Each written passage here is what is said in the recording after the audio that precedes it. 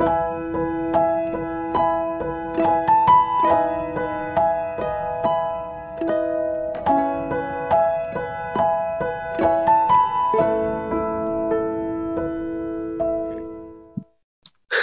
malam, shalom semuanya Bapak Ibu sekalian. Mohon maaf ini tadi ada gangguan teknis.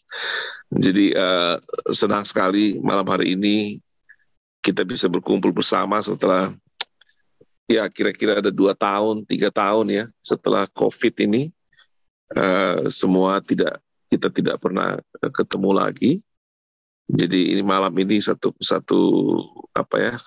kebahagiaan sendiri bahwa kita bisa berkumpul di Zoom meeting ini bersama PD Victory.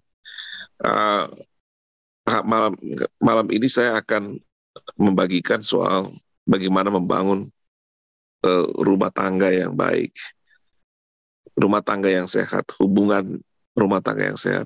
Nah, Bapak Ibu sekalian, di dalam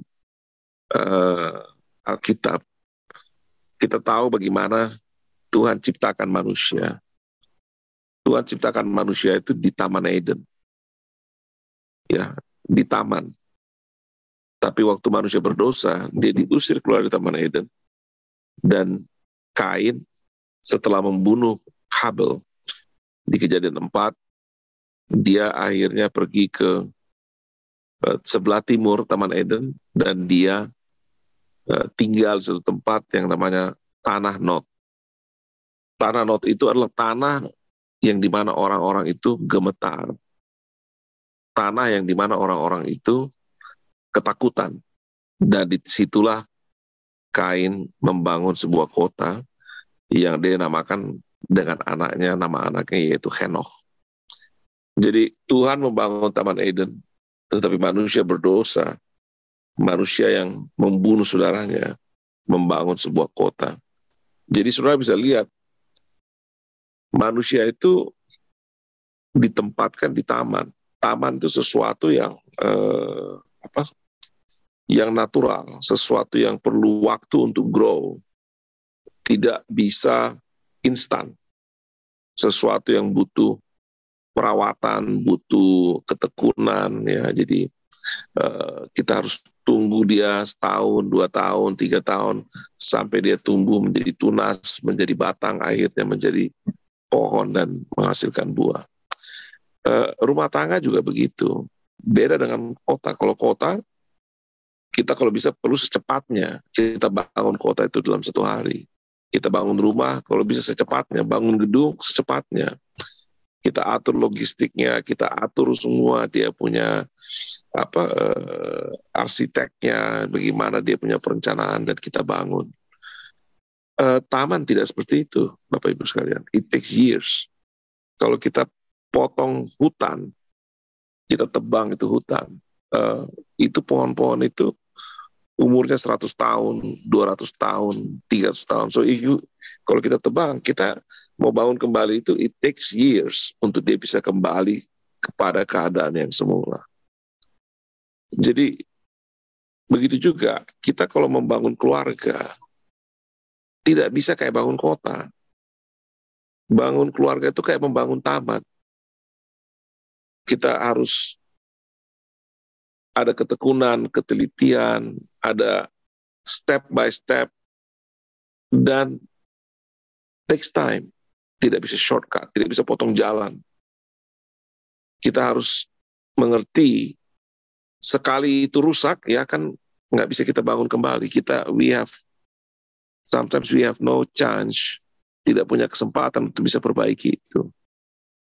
Karena begitu juga kalau pohon itu dipotong, ya pohon yang besar-besar itu, yang sudah 200 tahun umurnya, kita potong, ya kita tidak akan bisa ketemu lagi pohon itu sampai kita mati. Walaupun kita tanam dari sekarang. Mungkin cuma tumbuh pada saat kita cuma bisa lihat tumbuh sampai kita umur 100 tahun, 120 tahun. Tapi kita tidak akan pernah lihat pohon itu mencapai umur 200 tahun. Begitu juga keluarga. Kalau kita bangun keluarga itu, kita bangun rumah tangga kita bangun itu lama banget. Bisa bertahun-tahun, Makanya ada 5 tahun, 10 tahun, 15, 20, 25 perak, 30, 35, 50 emas. Karena it takes time to build relationship, membangun hubungan. Begitu juga dengan Tuhan. Kita butuh waktu. Tidak ada. Nah, sekarang kita hidup di generasi yang maunya cepat. Instant generation. Kita maunya cepat. Kita lihat jalan dibangun, kita harap besok sudah langsung jadi. Kita bangun rumah, kita harap langsung beberapa waktu kemudian selesai. Kita punya time frame. Dan membangun rumah tangga tidak bisa seperti itu. Membangun anak saudara, anak kita, it takes years. Dari dia umur 5 tahun, balita, sampai kemudian dia jadi remaja umur 12, sampai akhirnya masuk ke zaman di mana dia mulai menjadi dewasa, young adults, sampai akhirnya dia menikah, punya anak. It takes time. Makanya Bapak Ibu sekalian, butuh ketekunan, butuh ketelitian, butuh kesabaran. Tidak bisa kita paksa. Itu kenapa saya katakan sama orang, kalau Anda bercerai, Anda buang, sebenarnya yang Anda buang itu hidup saudara. Kalau engkau sudah menikah 10 tahun, 15 tahun, yang kau buang tuh 10 tahun dari hidupmu, 15 tahun dari hidupmu, 5 tahun dari hidupmu. You throw it away. Karena kita membangun, dan itu tidak bisa berhenti. Sesuatu yang kita harus terus continue di dalam kita punya kehidupan. Nah, Alkitab bilang, Ibu sekalian, dosa, Roma 14 ayat 17, bukan lagi masalah kita melanggar firman Tuhan atau apa, atau kita tidak melakukan firman Tuhan. Dosa, segala sesuatu adalah dosa itu, adalah karena dia tidak percaya. Dibilang segala sesuatu yang tidak berdasarkan iman adalah dosa. Jadi bukan masalah orang melanggar firman Tuhan. Banyak orang pikir dosa itu karena dia pergi berzina, karena dia pergi menipu, mencuri, karena dia jadi tidak jujur, pendusta. Sebelum dia lakukan semuanya itu, dosa itu sudah ada. Karena dosa itu bukan masalah kita melakukan sesuatu, tapi dosa adalah masalah kita ini kita tidak percaya, kita tidak punya iman. Makanya kalau orang tanya sama saya masalah perceraian, simpel sekali, saya bilang apapun juga masalahnya, semua punya alasan kenapa mereka mau cerai. Tidak kuat lah, tidak tahan lah, si suami begini, si istri begini. Ya, mereka mengatakan irreconcile differences, perbedaan yang tidak bisa direkonsiliasi. Terserah deh apa saja yang mau diomongin, tapi simpel sekali, orang itu bercerai karena mereka tidak punya iman.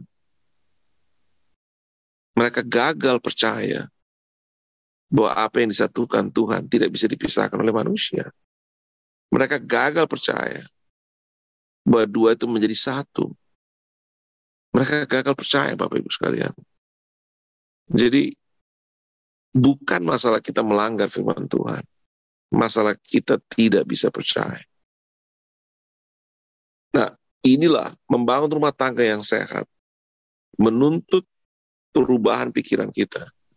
Coba saudara buka Roma 12 ayat 3. Roma 12 ayat 3 mengatakan, berpikirlah sedemikian rupa, menurut ukuran iman yang dikaruniakan kepadamu, supaya engkau bisa menguasai diri. Jadi, kalau iman kita cuma segini, Bapak Ibu sekalian, pikiran kita juga segini. Jangan iman kita seperti ini, tapi pikiran kita segini nih. Iman cuma segini, tapi pikirannya wah jauh, melebihi dari imannya dia. Di situ kenapa kita mulai tidak bisa menguasai diri. Di situ kenapa kita mulai tidak mulai takut, mulai khawatir, mulai bimbang. Karena pikiran kita sudah melebihi dari iman kita. Kita mulai tidak bisa menguasai diri. Jadi kalau kita mau membangun hubungan yang sehat, pikiran kita harus dirubah oleh iman kita. Kalau saudara percaya itu istri saudara, saudara percaya itu suami saudara, ya saudara harus rubah pikiran saudara. Kita tidak bisa lagi bilang kita dua, kita satu. Jadi bagaimana iman itu mempengaruhi pikiran kita? Itulah masalahnya. Kalau iman tidak, Alkitab bilang Roma 12 ayat 2, berubah dalam pembaruan akal budimu, supaya kau jangan menjadi serupa dengan dunia ini. Tapi berubahlah dalam pembaruan akal budimu, supaya kau bisa membedakan mana yang menjadi kehendak Tuhan, mana yang baik, mana yang berkenan, dan mana yang sempurna. Nah, our mind has to be transformed. Harus metamorfosis, terjadi perubahan oleh iman kita. Oleh iman kita. Saya bisa minta Alkitab. Saya lupa kalau HP ini saya nggak bisa pakai Alkitabnya. Jadi di Ibrani, ya Bapak Ibu sekalian, Ibrani 11. Kalau saya tidak salah, Ibrani 11 ayat 3 mengatakan, oleh iman kita mengerti bahwa dunia diciptakan oleh firman Allah. Sehingga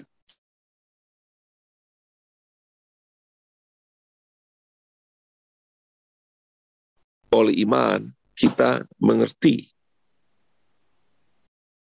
Jadi iman dulu, baru kita mengerti. Tidak mengerti baru iman. Ya, kita mengerti dulu. Karena iman kita mengerti bahwa alam semesta telah dijadikan oleh firman Tuhan. Jadi iman membuat kita mengerti. So iman merubah pikiran saudara. Jadi kalau sekarang saudara katakan keduanya menjadi satu, inilah daging dari dagingku, tulang dari tulangku, itu pikiran harus dirubah. Kita harus lihat memang istri kita itu, saya punya istri, saya tidak pernah melihat dia dengan saya dua. Saya melihat dia itu diri saya. Kenapa? Karena tulang dari tulangku, daging dari dagingku.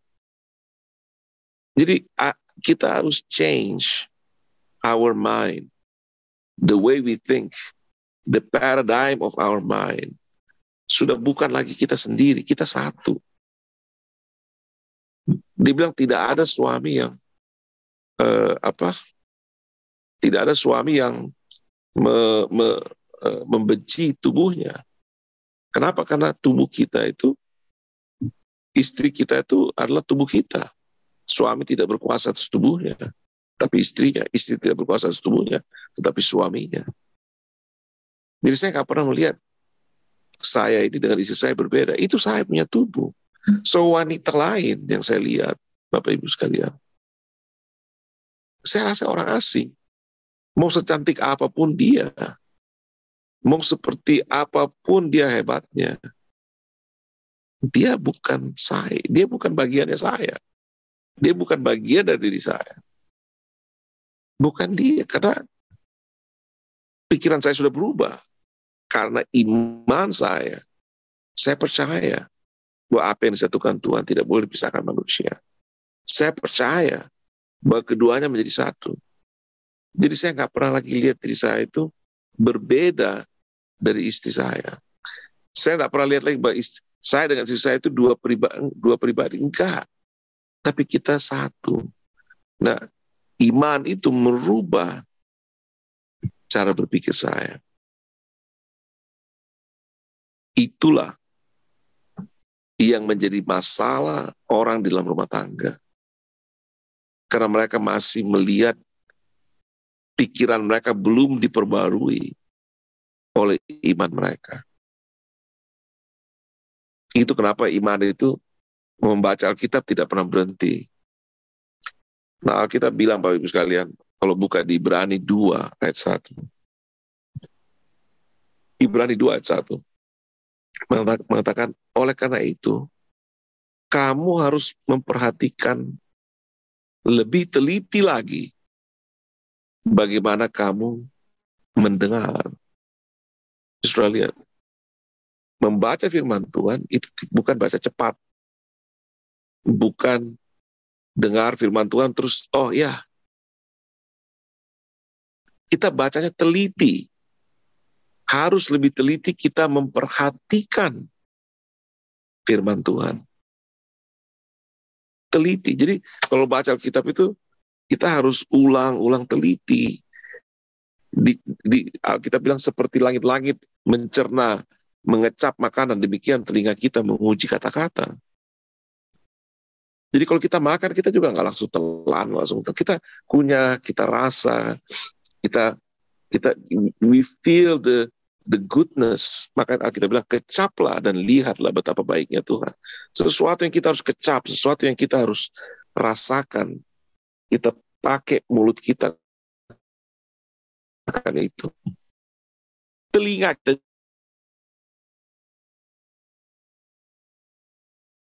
kita harus pakai pelan-pelan, kita harus apa yang kita dengar, supaya kita lebih teliti, supaya kita tidak terhanyut di bawah arus. Saudara baca Ibrani 2, mari kita baca sama-sama Ibrani 2, ayat 1-2.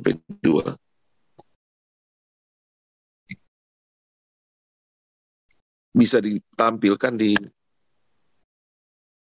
layar Ibrani 2 ayat 1 sampai ayat 2.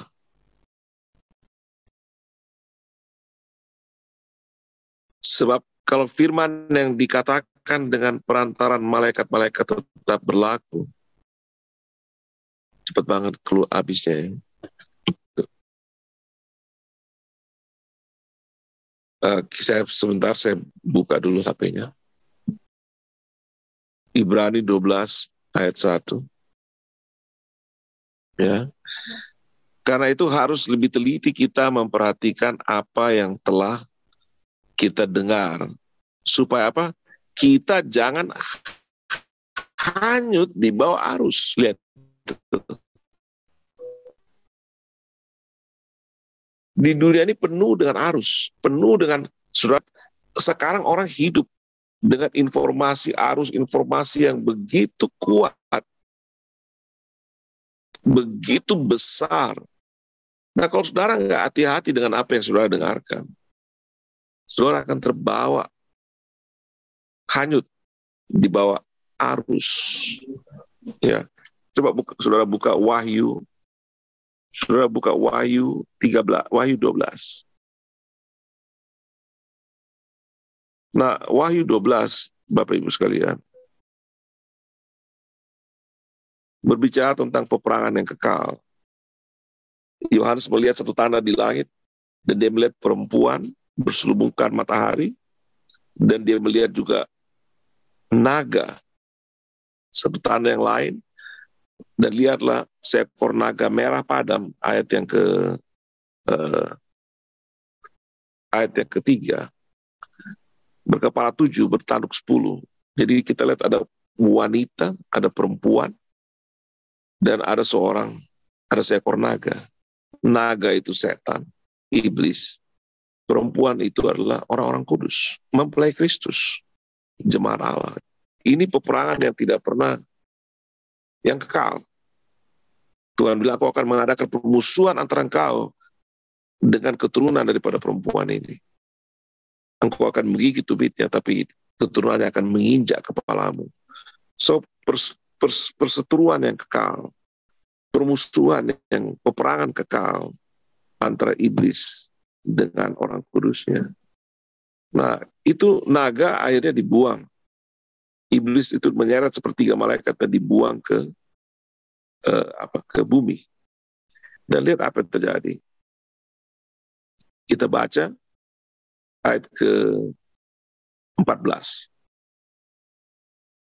Wahyu 12 ayat 14. Kepada perempuan itu diberikan kedua sayap dari burung nasar yang besar, supaya ia terbang ke tempatnya di padang gurun, di mana ia dipelihara jauh dari tempat ular itu selama 1 masa dan 2 masa dan setengah masa. Oke, saya tidak akan bahas soal apa maksudnya itu, tapi perempuan itu dipelihara Tuhan. Orang kudus, jemaatnya dipelihara Tuhan. Ayat 15. Lalu ular itu menyemburkan dari mulutnya apa? Air sebesar sungai ke arah perempuan itu, supaya ia dihanyutkan sungai itu. Lihat, naga, setan, mengeluarkan air, sehingga orang dihanyutkan oleh air itu. Itu sekarang. Ini penglihatan tentang akhir zaman, peperangan yang terjadi nanti. Ular itu akan menyemburkan air yang akan menghanyutkan. Jadi itulah yang kita lihat setiap hari di televisi, kita lihat di YouTube, kita lihat di medsos. Informatika meledak, kita disemburkan informasi setiap hari begitu banyak. Dan kalau kita nggak hati-hati, kita ditarik oleh arus itu. Makanya dia bilang, kamu harus lebih teliti memperhatikan apa yang kamu dengar supaya kamu tidak terbawa arus. Tidak hanyut terbawa arus. Sekarang semua orang cerai. Dan itu sesuatu yang normal. Saya tidak bilang saudara yang sudah terjadi begitu untuk rasa bersalah, tidak. Saya dengan anak saya kemarin, saya antar dia karena dia mau ke temannya. So we go, kita pergi sama-sama, saya antar dia. Terus apa yang terjadi, dia saya tanya teman-temannya, dan apa yang terjadi, karena teman-temannya masih teman-teman SMA semua. Ini bagaimana, ini bagaimana, ini bagaimana sih, ini bagaimana, saya tanya sama dia. Dan dia cerita satu-satu. Dan tanpa dia sadar, semua teman-temannya itu orang tuanya cerai. Jadi kayak sesuatu yang, apa ya, it becomes satu budaya, satu habit, satu kebiasaan. Bagaimana kita membangun rumah tangga ya, yang ilahi,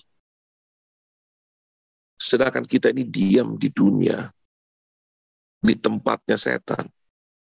Tuhan bilang kepada jemaat Sardis, aku tahu penderitaanmu. Aku tahu penderitaanmu, karena kau berada di tahtanya iblis. Kau diam di mana iblis bertahta. Ya, kita diam di bumi, tempatnya di mana iblis berkeliaran. Dan kita lihat sini bagaimana kota-kota besar ini, arusnya minta ampun, pengaruh-pengaruhnya. Nah, sekarang bagaimana kita bisa, kalau pikiran kita nggak dirubah, kalau kita tidak teliti mendengarkan firman Tuhan, bagaimana kita bisa berubah? Bapak Ibu sekalian, bagaimana kita bisa berhasil? Karena masalahnya cuma satu. Di Perjanjian Baru, dosa adalah segala sesuatu yang tidak berdasarkan iman. Itu kenapa Tuhan perintahkan kepada kita. Yohanes 15 ayat 1. Akulah pokok anggur. Tinggallah di dalam aku. Yohanes 8 ayat 31. Barang siapa tinggal dalam aku, maka dia adalah benar-benar muridku. Mazmur 91. Orang yang duduk dalam lindungan yang maha tinggi. Kalau bahasa Inggris dia bilang orang yang tinggal dalam lindungan yang maha tinggi. Yang bernaung, bermalam di bawah naungan yang maha kuasa. Akan mengatakan Tuhan adalah kota bentengku. Tuhan adalah keselamatanku. Walaupun 10.000 lebah, 1.000 lebah tidak akan menimpa dia. Tuhan mengatakan berbahagialah orang yang tidak berjalan menurut nasihat orang fasik. Yang tidak duduk, tidak tinggal, duduk dengan kumpulan pencemooh. Jadi tidak bisa kita punya iman, tidak bisa kita punya pikiran dirubah oleh iman kalau kita tidak hidup dekat dengan Tuhan. Coba saudara buka Ibrani 12 ayat 2. Dia bilang, marilah kita melakukannya dengan mata yang tertuju kepada Yesus. Bentar saya buka dulu. Ibrani 12 ayat yang kedua. Ibrani 12 ayat yang kedua. Marilah kita melakukannya dengan apa? Mata yang tertuju kepada Yesus. Lihat. Kenapa? Yang memimpin kita dalam iman dan yang membawa iman kita itu kepada kesempurnaan, yang dengan mengabaikan keinginan tekun memikul salib, ganti sukacita yang disediakan bagi Dia yang sekarang duduk di sebelah kanan tahta Allah. Jadi salib itu sakit, tidak enak. Tapi Tuhan bisa ganti dengan sukacita. A transformation in mind and thinking. Dari penderitaan menjadi sukacita. Why? Karena matanya tertuju kepada Yesus. Matanya tertuju, dia tertuju melihat ke Yesus.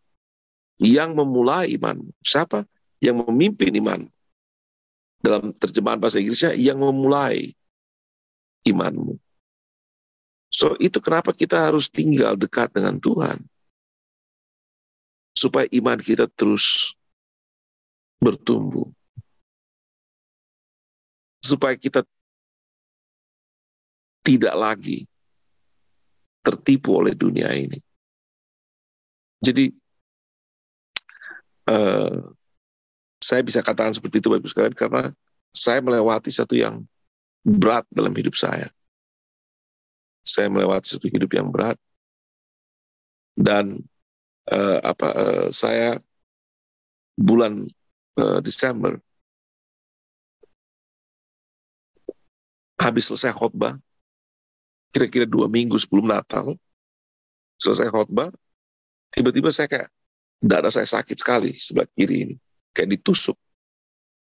Dan saya untung persis doa penutup, dan persis saya katakan di dalam nama Tuhan Yesus. Amin. Jadi saya langsung duduk, tapi saya sudah kayak mau pingsan. Saya keringat dingin, seperti udah mau pingsan, rasanya kayak udah mau mati. Dan saat itu saya panggil istri saya bilang, tutup ibadah, saya nggak bisa, kamu yang tutup aja. Dan dia tutup ibadah, dia doa, habis itu dia datang ke saya, dia bilang, kita harus ke rumah sakit, kita harus cek kamu. Akhirnya kita ke rumah sakit Desember tahun 2021 kemarin. Dan sampai di rumah sakit saya dicek, rupanya jantung saya nggak ada masalah. Tapi setelah dicek jantung saya, tidak ada masalah. Mereka curiga, mereka bilang, ini kayaknya ada yang lain yang salah ini. Jadi darah saya diambil, dites semua, pas dites, saya punya kreatinin sudah 13, HB saya sudah turun ke 9, yang normalnya 12. Mereka cek, mereka bilang, Pak, Bapak punya ginjal sudah rusak. Jadi akhirnya dokter mengatakan ginjal saya sisa 7%. 7%. Dan dia bilang, harus cuci darah. Saya takut pada saat itu. Saya takut, dan takutnya bukan apa-apa. Takut saya itu, apakah ini akhirnya saya? Apakah saya sudah selesaikan pertandingan dengan baik? Apa saya sudah lakukan tugas saya dengan baik? Apakah saya sudah mengakhiri pertandingan yang ditentukan bagi saya? Itu semua pikiran saya. Bukan masalah matinya. Masalah apakah saya selesai dengan benar? Apakah saya siap berdiri di hadapan Tuhan, mengatakan, Tuhan, lihat, aku sudah buat talenta yang kau berikan 5 itu jadi 10. Apakah saya akan bertemu Tuhan dan Tuhan mengatakan, hamba-Ku yang setia, mari masuk dalam sukacita Tuhan. Itu yang buat saya takut, Bapak Ibu sekalian. Tapi disitulah istri saya, peranannya minta ampun. Saya lihat dia tenang, dia tidak gelisah, dia tidak ketakutan. Seperti biasa dia cuma berdoa. Dan saya lewati begitu banyak tantangan. Bulan Januari, Februari, Maret, April. Jadi yang buat orang mati itu bukan masalah penyakitnya, tapi putus asanya, takutnya. Jadi saya bergumul selama beberapa bulan itu, tapi istri saya ada di situ. Dan saya begitu heran lihat ketenangannya dia. Dan setelah kita sampai di bulan April, dia lihat saya, dia bilang, kamu tenang saja. Saya bilang, kenapa? Dia bilang, Tuhan udah bicara sama saya. Semuanya akan selesai. Jadi di situ saya mengagumi istri saya. Saya melihat bagaimana hubungan dia dengan Tuhan. Saya kalau udah berpikiran banyak, saya nggak bisa nikmati. Maksudnya saya pasti akan berpikir terus tentang masalah-masalah yang harus dibereskan. Nah, saya tidak, tapi kalau saya lihat istri saya, walaupun dia tahu masalah-masalah itu, dan dia tetap tenang, dia tetap tidak terganggu. Saya langsung tahu bahwa semua akan baik. Kenapa? Karena dia dekat dengan Tuhan. Dia mengenal Tuhan. Makanya saya semakin mencintai dia. Gimana ya? Semakin saya rindu sama dia, semakin saya sayang dia. Semakin saya semakin gak bisa hidup tanpa dia. Jadi waktu saya kemarin, cucu saya baru lahir yang kedua di Amsterdam, di Belanda. Jadi istri saya harus pergi ke Belanda untuk temani anak saya yang nomor 2, cewek. Karena dia akan melahirkan anaknya yang kedua. Dan saudara tahu, tiba-tiba tiket pada masa itu menjadi seharga bulan Juli kemarin, menjadi 34 juta. Bolak-balik dari Jakarta ke Amsterdam. Saya lihat kayak begitu, saya bilang, Tuhan, ini kayaknya nggak worth. Ya, kita punya budget jadi banyak sekali kalau kita mau ke sana. Jadi saya bilang, udah kamu pergi aja sendiri, saya stay. Jadi pergilah dia untuk melihat anak saya, untuk melihat cucunya, dan puji Tuhan, tanggal 8 Juli kemarin lahirlah cucu saya yang kedua. Dan istri saya di sana sampai tanggal 14 Agustus nanti. Saya tuh udah kayak orang di rumah tuh kayak orang uring-uringan. Uring-uringan tuh maksudnya kayak ngomong sendiri, suka gimana ya, suka saya suka katakan I love you, Sin. Saya kayak sebutkan nama istri saya cinta dia. Saya bilang, I miss you so much. Saya kayak bicara dengan saya punya diri sendiri. But that is how much I love her. Saya sangat tidak bisa melihat, tidak bisa hidup tanpa dia. Karena Alkitab bilang keduanya menjadi satu. Jadi itu yang iman itu sudah betul-betul membentuk bukan cuma pikiran saya, tapi kebiasaan saya, tendensi saya, habitnya saya, lifestyle-nya saya. Iman itu membentuk saya sampai sejauh itu. Itu maksudnya Bapak Ibu sekalian, yang bisa melepaskan kita dari dosa. Jadi ini yang saya ingin bagikan sama saudara pada hari ini. Ya, bagaimana kita melihat pasangan kita, istri kita atau suami kita seperti itu. Walaupun di dalam hubungan itu pasti ada kekurangan, pasti ada ketidakcocokan, Tetapi iman itu mengalahkan segala sesuatu.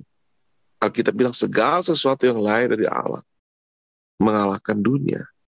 Dan inilah yang mengalahkan dunia. Iman kita.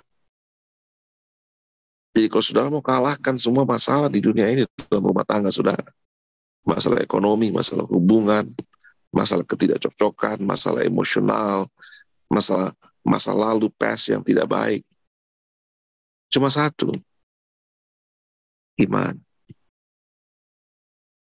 Iman sekali lagi. Jadi itulah yang saya semakin anak-anak saya sudah menikah. Ada 4 orang, 3 orang. Satu sudah jadwalnya tahun depan, awal tahun menikah. Berarti tahun depan 3 anak saya sudah menikah kecuali sisa 1. So, kita makin mengerti bahwa kita itu ya cuma sisa kita. At the end, itu hanya kita berdua. Jadi, saya bersyukur sekali buat Tuhan berikan saya istri yang seperti itu. Seperti istri saya. Jadi, waktu kami lewati kesulitan itu, istri saya sederhana sekali, dia bilang, kalau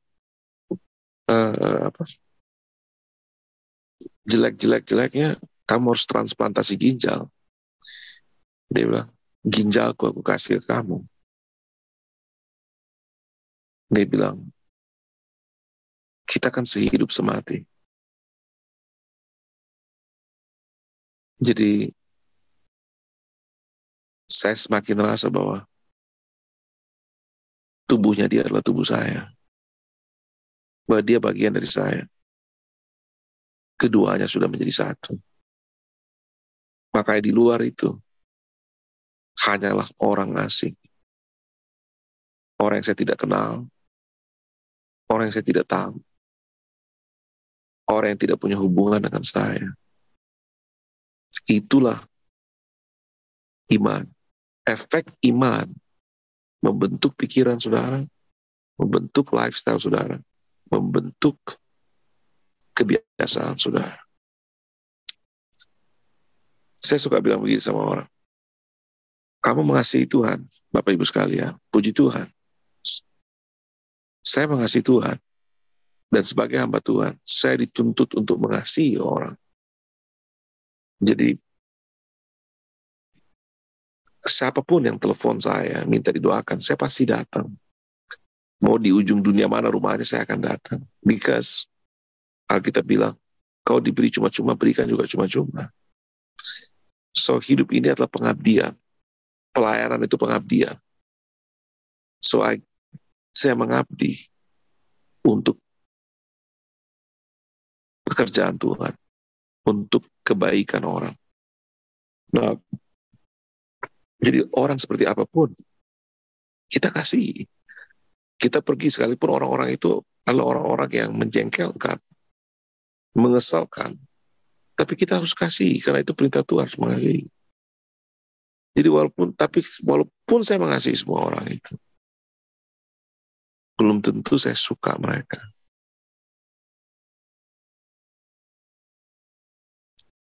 Jadi kalau saya datang ke rumah saudara atau kemana saja saudara panggil saya datang,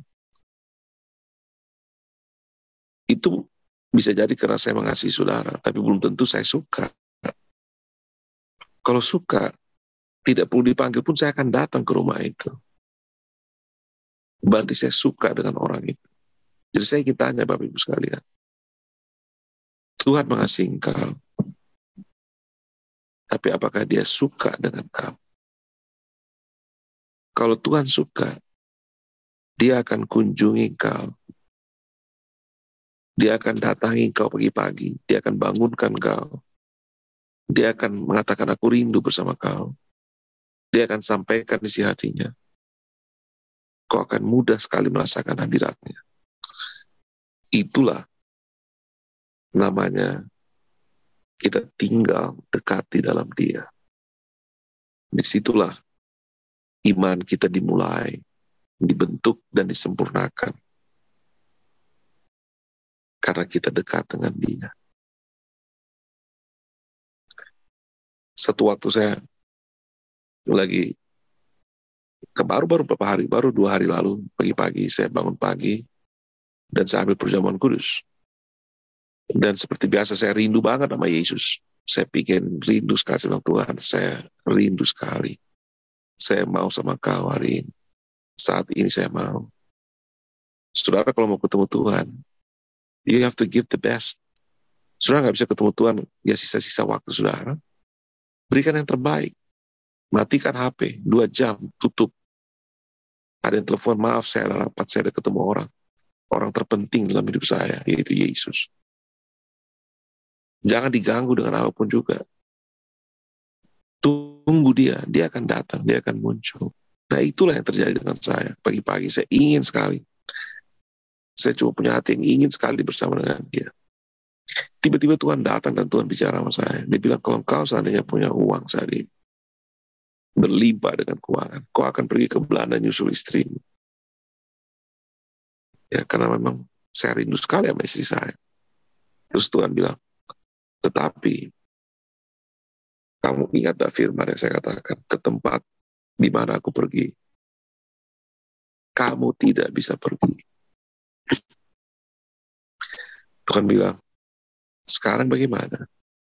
Kalau kau punya uang, segala-galanya di dunia ini, harta yang banyak, tapi kau tidak bisa datangi istri. Sadarkan kau bahwa uang tidak bisa membeli bagaimana untuk datang mendekati Tuhan.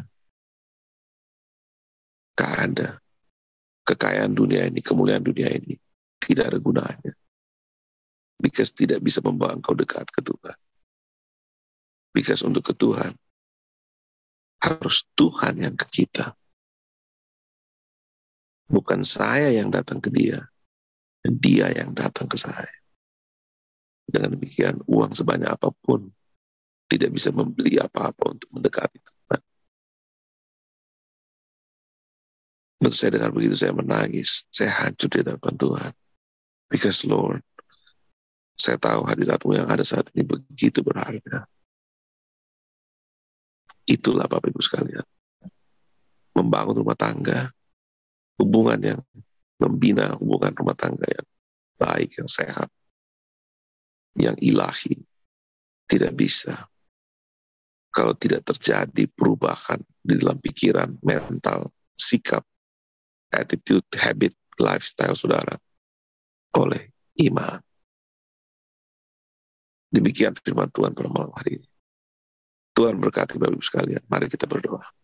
Bapa di surga, aku berdoa supaya Kau memberkati semua umat-Mu yang sudah mendengar firman ini. Buka hati mereka, buka pikiran mereka, sehingga mereka mengerti apa itu hidup oleh iman. Bukan cuma mengutip-ngutip ayat, membaca-baca firman Tuhan, tetapi hidup oleh firman, hidup oleh iman. Efeknya sampai merubah, merombak pikiran, sikap, gaya hidup, emosi, habit, kebiasaan. Itu Tuhan yang namanya hidup oleh iman. Demikian tidak mungkin kita hidup oleh iman kalau Tuhan tidak ada dekat dengan kita. Jadi aku berdoa, Tuhan, Kau yang mendekati kami, bukan kami yang mendekati Engkau. Jadi biarlah kami ini, Tuhan, memperlihatkan kesungguhan yang layak Engkau perhatikan dan Engkau kunjungi. Karena Kau tahu bahwa kami membayar harganya. Apa saja, Tuhan, kami bayar harganya untuk bisa bersama Engkau. Berkati Tuhan umat-Mu ini semua. Seluruh Tuhan PD Victory dimanapun, Jakarta, Surabaya, Semarang, di Bali, berkati Tuhan. Dan biarlah rahmat anugerah-Mu turun senantiasa atas mereka, terutama kepada Ibu Gembala Tuhan. Berkati beliau, keluarga beliau, anak-anak. Berkati juga seluruh staf yang ada di dalam PD Victory. Berkati di dalam nama Bapa, Putra, Roh Kudus. Dalam nama Tuhan Yesus Kristus. Haleluya. Amin.